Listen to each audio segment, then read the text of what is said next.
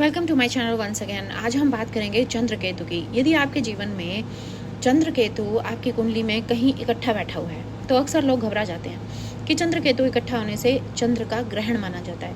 उस व्यक्ति के भी जीवन में अनेक प्रकार की बाधाएं आती रहती हैं, मन विचलित रहता है, उसका फोकस बन नहीं पाता, उसे तरह तरह की आपदाएं हर समय घेरी रहती हैं। लेकिन इस बात को आप यदि थोड़ा अलग तरह से सोचें तो आपको एक ऑप्टिमिज्म तरीके से जीवन जीने का रास्ता मिल जाएगा।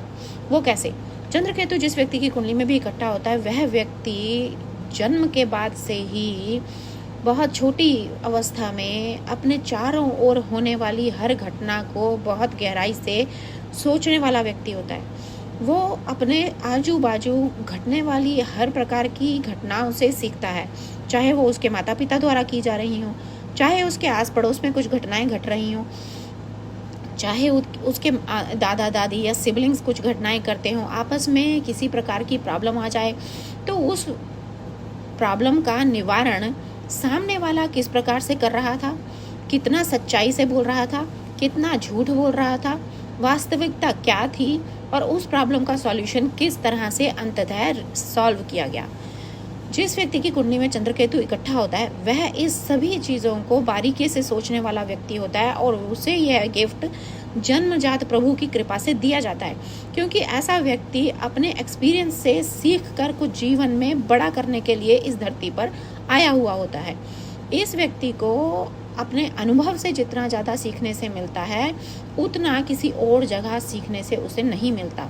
यह व्यक्ति जब बड़ा हो जाता है तो उसकी ज़बान से निकलने वाली बातें, उसके अनुभव, उसके द्वारा हर प्रॉब्लम का सॉल्यूशन जो निकाला जाता है वो एक यूनिक तरह से निकाला जाता है, क्योंकि यह व्यक्ति इतना परिपक्व हो जाता है कि उसके सामने आप झूठ बोलोगे तो आपका झूठ टिक नहीं सकेगा और आप उसे बेवकूफ़ तो बनाने की बात दूर, आप उसका बाल भी बांका नहीं कर सकोगे।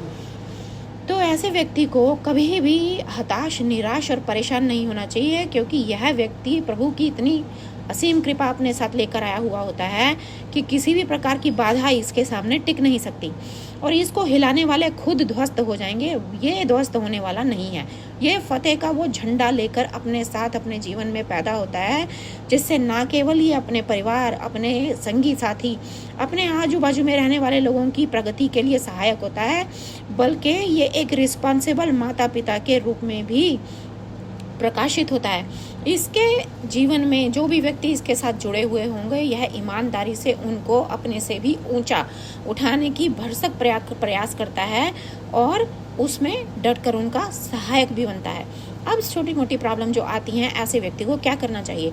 ऐसे व्यक्ति को गौ माता के बछड़े के पाँव में एक चांदी का छल्ला ज़रूर पहनाना चाहिए और समय समय पर यह कार्य उन्हें यदि वे साल में 2 बार भी कर सकें तो बहुत उत्तम रहता है। अन्यथा यदि जीवन में भी 2 बार कर दें तो उससे उनका जो मानसिक परेशानी, जो स्ट्रगल इतनी ज़्यादा हो रही होती है, उनसे उन्हें निजात करने में प्रभु किसी न किसी तरह की सहायता सदैव भेजने में कमी नहीं छोड़ते। तो इसी प्रकार की जानकारी के लिए मेरे साथ बने रहिए। मैं मीनाक्षी शारदा आपसे फिर मिलूंगी, तब तक के लिए मुझे आज्ञा दीजिए and keep thinking positive. Nothing is bad in your chart. The only thing you have to do to know how to flip it or how to see the other side of the misery. With that, thank you and I'll be back soon. Bye bye.